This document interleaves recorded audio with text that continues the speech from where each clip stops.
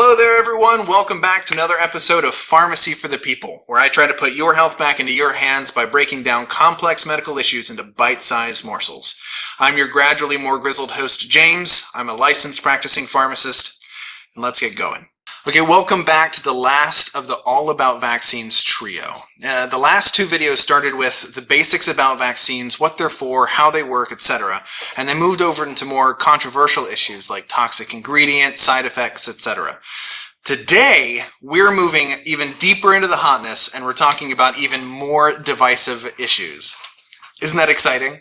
If you haven't watched part 1 and 2, go back there, start with those two videos, rejoin me afterwards. Today's list of issues is distinct from the last set, on the basis that the last set dealt with issues that required addressing via pros versus cons approach. We could ask the question, are vaccines still safe and effective despite these issues? Whereas this new set of issues has to answer the question, are these objections to vaccines founded in fact or perpetuated misconception? These days, it's gotten harder and harder to differentiate anything between fact and fiction. You could set 4 cupcakes in front of somebody and they would fight you tooth and nail that the 5th one has been hidden by a shadow agency paying me to deny that it exists. So to save us all energy, all I can do is provide facts. I will not attempt to redefine your reality. But let's do our best, as Sherlock says, to fit our theories to the facts, not the facts to our theories. And before I get started, let me offer my usual reminder that these videos are intended to bridge the gap between healthcare provider and patient, break down barriers, bring reconciliation.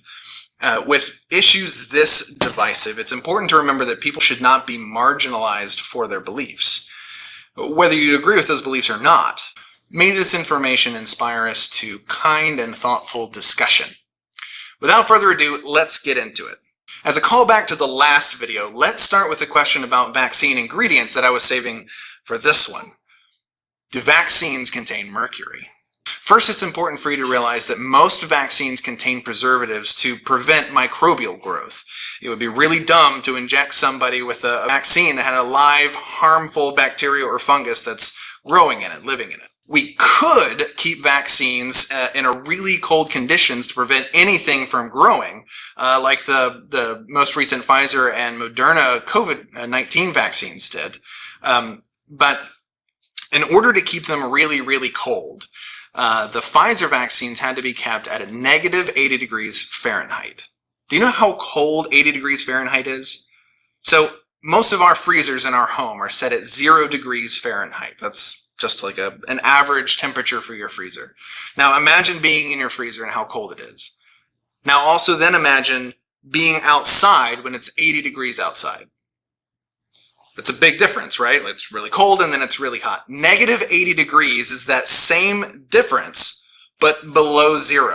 It's really, really cold. So bear in mind that having a preservative in your vaccines can help significantly with a lot of the logistic issues of preventing things from growing in your vaccines. One of those preservatives is called Thimerosal. Thimerosal prevents bacterial growth because it contains something called ethyl mercury. It does not contain methyl mercury. This single letter difference seems insignificant, but in alcohol it's the difference between enjoying a casual drink and going blind with renal failure. Methyl mercury is the product of bacteria metabolizing mercury that's in the Earth's crust.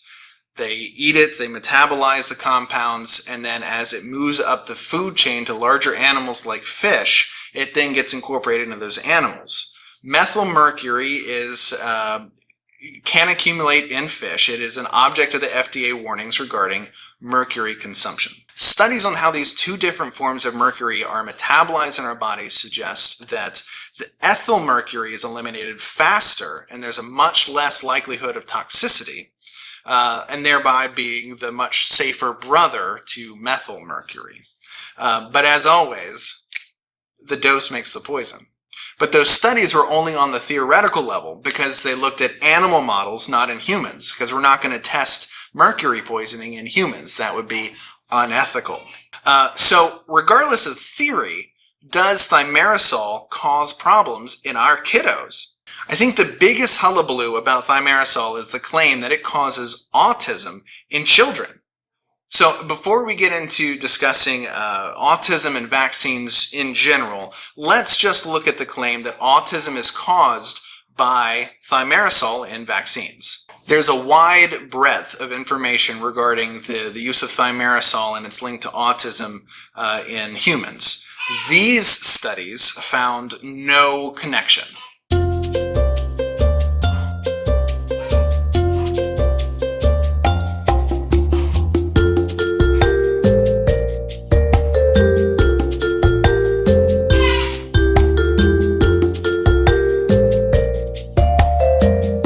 These were really good studies, but what I liked even more than these studies was that there were a few studies that actually looked at the rates of autism diagnosis in countries where thimerosal was removed from vaccines. And believe it or not, the rate of diagnosis went up, not down. They went up when thimerosal was removed from vaccines, and those vaccines were continued to be given. So when one thing goes up, when the other thing goes down, we call that an inverse relationship.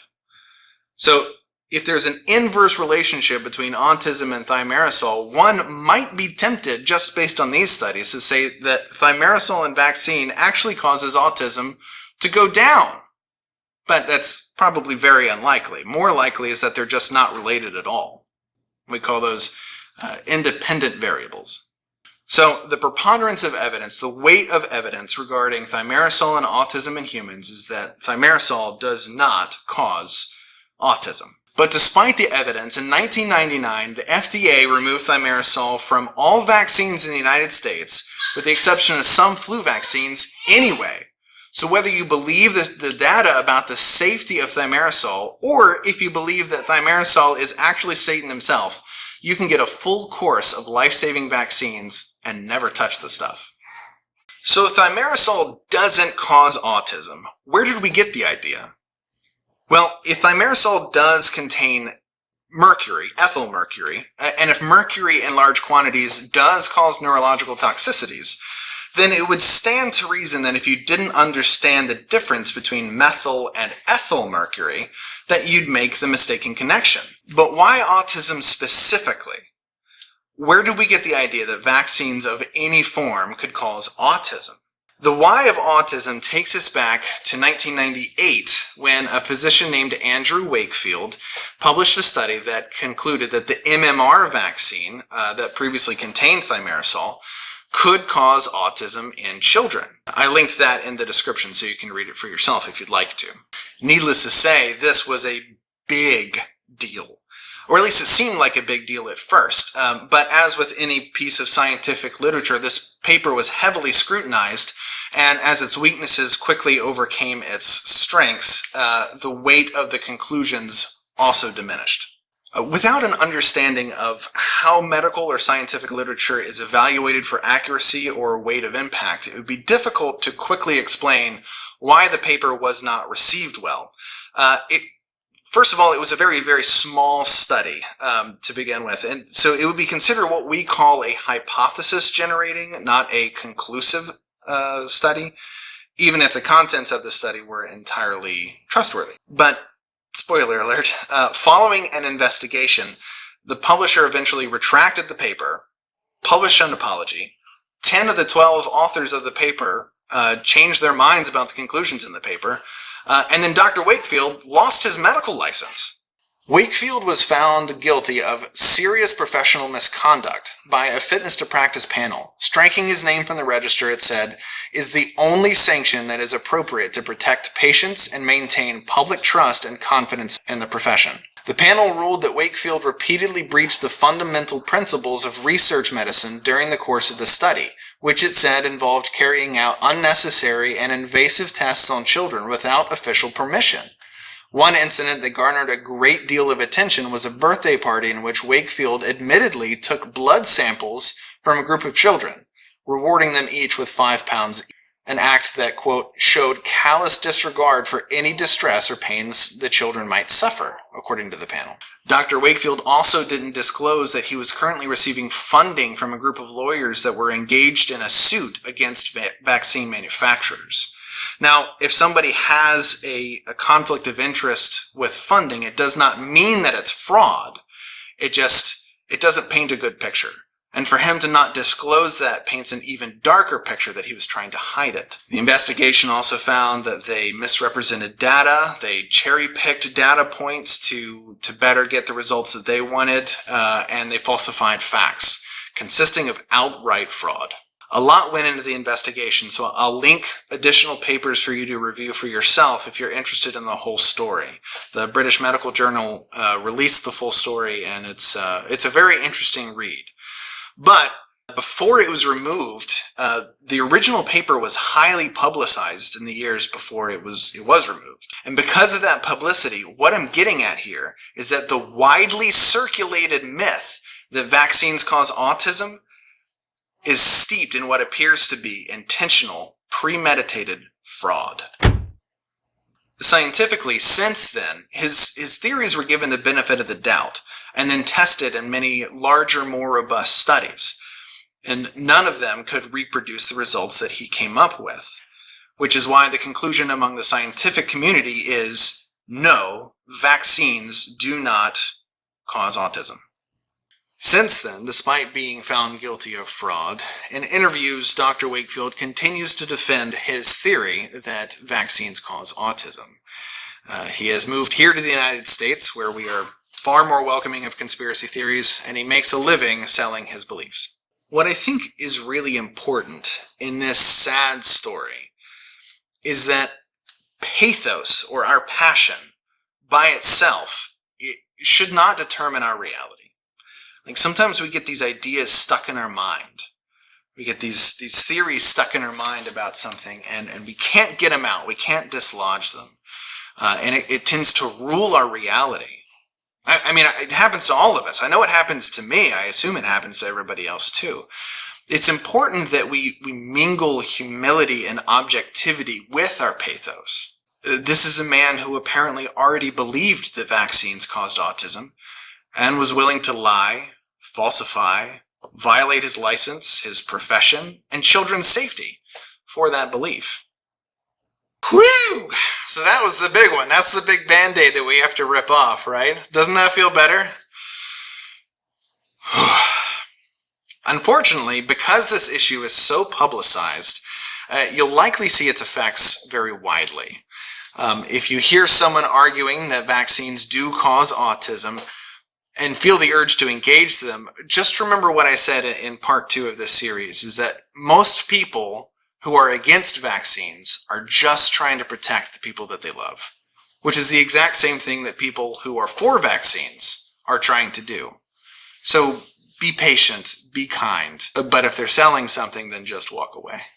All right, so what's next? What's next here? So next we're looking at, did the polio vaccine cause the AIDS virus? When AIDS started to come to light in the early 1980s, a lot of fear and unknowns created a significant amount of misconceptions about it. People wouldn't shake hands with people that were infected with it. Children that had it wouldn't be allowed to come into school. There was discrimination, etc. Over time, research and education have been able to curb the misconceptions and turn the tides towards finding and treatment and preventing it in the first place. But even though it was known that the virus somehow originated in Africa, one question wasn't well answered. Where did this thing come from? In 1992, Rolling Stones magazine suggested that one of the oral polio vaccines being used in Africa was a possible source of the virus. After being sued, Rolling Stones quickly recounted their assertions, saying, "The editors of Rolling Stone wish to clarify that they never intended to suggest in the article that there is any scientific proof, nor do they know of any scientific proof that Dr. Kaprowski, an illustrious scientist, was in fact responsible for introducing AIDS to the human population, or that he is the father of AIDS. Dr. Kaprowski's pioneering work in developing polio vaccines has helped spare suffering and death to hundreds of thousands of potential victims of paralytic poliomyelitis, and is perhaps one of his greatest contributions in a lifetime of high and widely recognized achievements." But before the theory could be laid to rest, a journalist wrote a widely publicized book about the connection between the oral polio vaccine and the origin of HIV. He argued that A, Since the oral polio vaccine that was used in the 1950s in Africa contained chimpanzee cells, and B, because it's been postulated that the human immunodeficiency virus mutated from the similar simian immunodeficiency virus, that C, the cells in the polio vaccines were contaminated with the SIV and it mutated in children to become HIV. I think this is a great example of how theories based on partial information can feel so sure until we see more. It's like seeing a pyramid from above, right? You know, it's a square. A pyramid is a square. A pyramid is a square. The cells in the polio vaccine were not chimpanzee cells. They were from macaque monkeys. And as found when an independent laboratory analyzed what was remaining of that particular oral polio vaccine, they did not contain any genetic material related to SIV or HIV. A few years later, further epidemiological studies showed that HIV started spreading in an area of Africa very distant to where that polio vaccine was being used, and it started about a decade before the polio vaccine was introduced.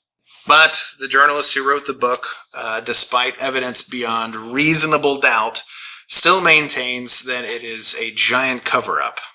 It's funny to me how conspiracy theories kind of act like viruses, don't they? They spread from one person to another, infecting your minds, gaining strength as it infects more people. A well-publicized misconception is still a misconception. Funny, huh? Okay, so up next is, do vaccines contain a dye that is related to the mark of the beast? I personally like this one. I think it's pretty clever, both the myth and the reality. In recent years, an effort to help developing countries better halt the spread of diseases in children, the idea of using dyes in vaccines has been tossed around. The problem is that in developing countries, it can be really difficult to maintain a central vaccination record, or even a personal one on pieces of paper, a lack of infrastructure. And since most vaccinations require boosters to ensure immunity in children, the children weren't getting the full amount of immunity that they were supposed to get from the vaccines. So what if you could introduce an invisible dye into the vaccine so that when you give the vaccine, you could expose the site to a particular light and you would be able to see if the vaccine had been given?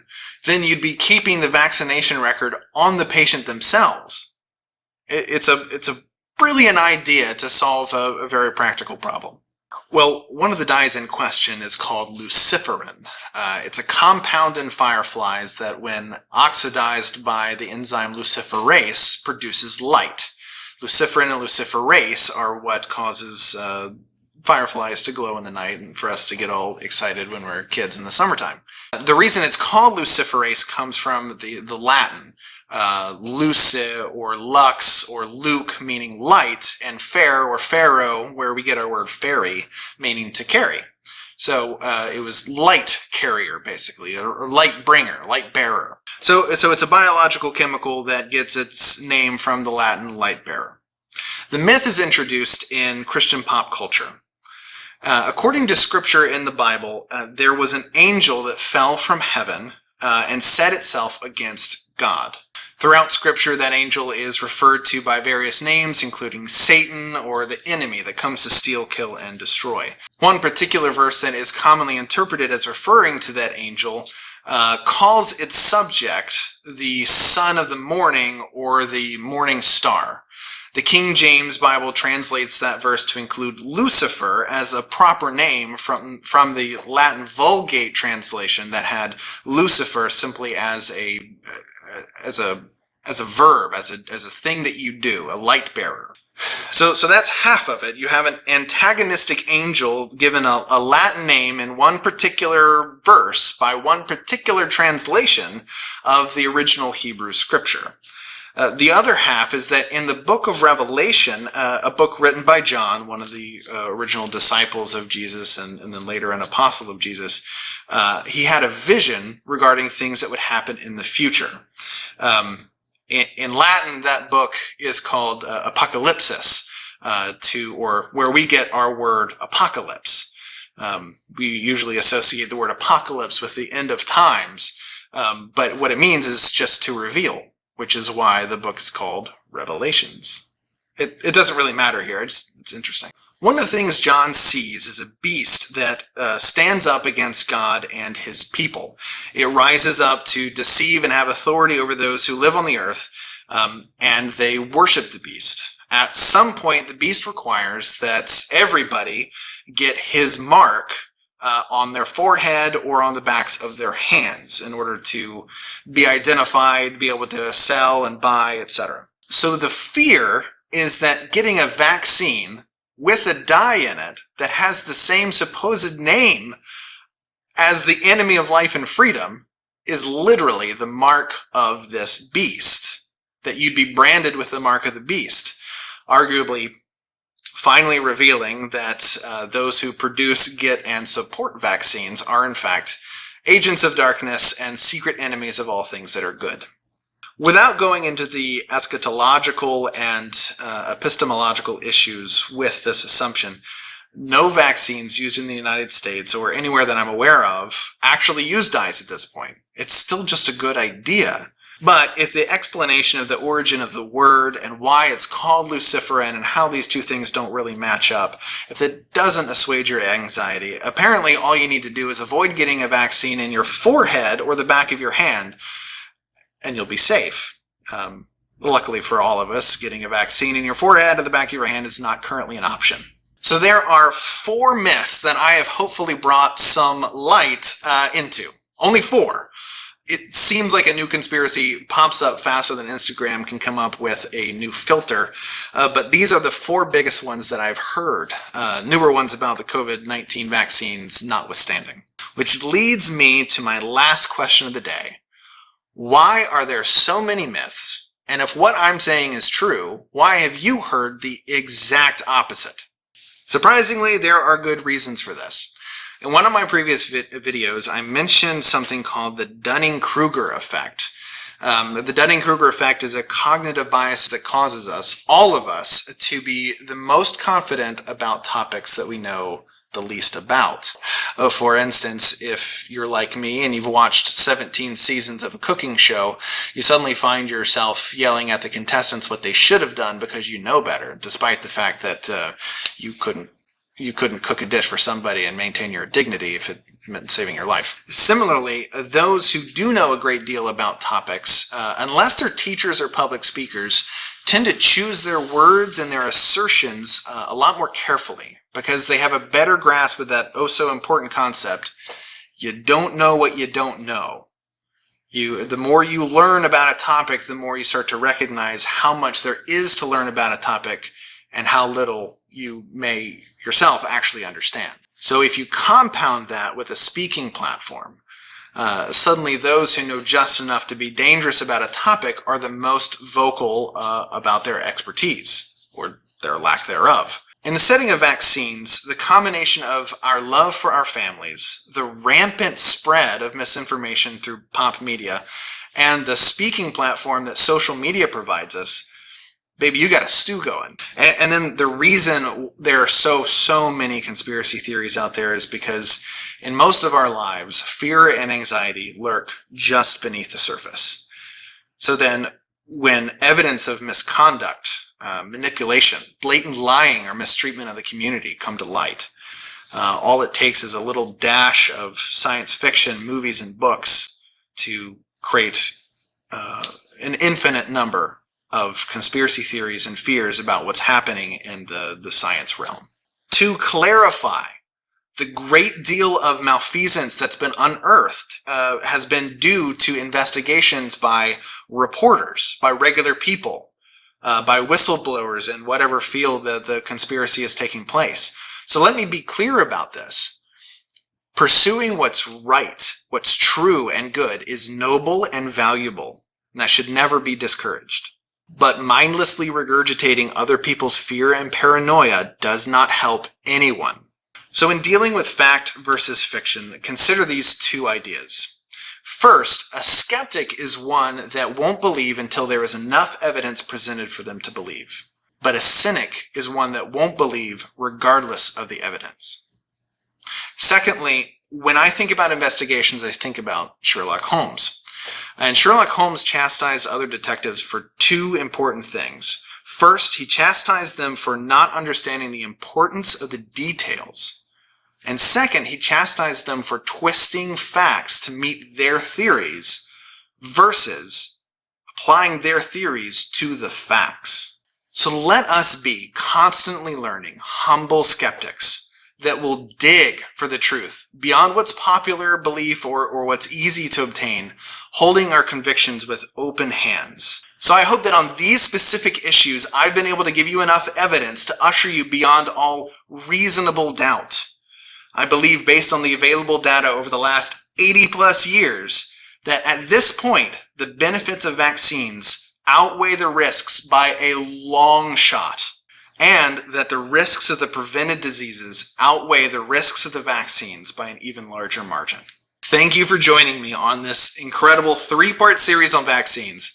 And guys, I could do another 300 videos on just this. Seriously, I've only scratched the surface of the science, the benefits, the misinformation surrounding vaccines. I really encourage you to go and check out the resources that I've linked in this video and the last two. There's way more stuff in there that I can include in this series of videos. Not so that you can become a vaccine genius, but so that you can feel good about protecting your family with vaccines. If those questions in your mind can be answered, and if they're not, they're going to wear away at you over time. Check out the information and see if you can put those things to rest. Okay, thank you for putting up with me. I'm really sorry if I offended anybody with these videos. It's not my intention. It's just to draw a line in the sand between what is real and what is not. Please ask your questions in the comments below. Thank you for joining me.